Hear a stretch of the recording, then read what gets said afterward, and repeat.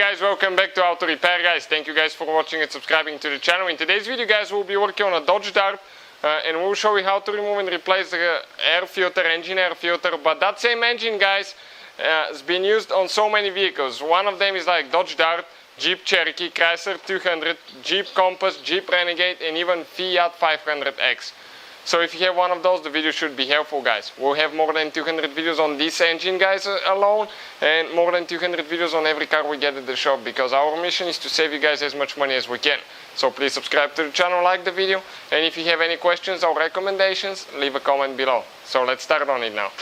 All the parts and tools guys that we use, you can find them listed in the description of our video. We'll have the links guys. So we'll need to get 8mm socket now guys, the screwdriver, and we need to get a few bolts loose. You can use a screwdriver as well, but it's way more convenient if you have the 8mm socket. Don't remove them all the way, that's it.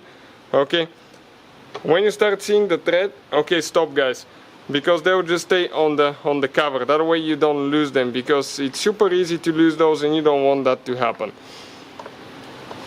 Okay, next guys, this is a vacuum hose right here. You may want to disconnect that one before you lift it, because you don't want to break anything. So pull it out to the side. After that, okay, we'll need to go sideways. So we'll need to get that clamp loose, okay, right here.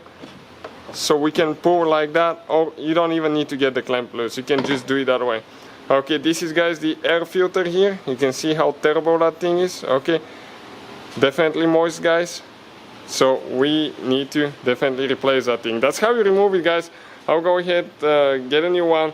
Putting it together guys is in reverse order. We took it apart. If you need to buy a replacement one, we'll have the link in the description of the video where we buy ours from.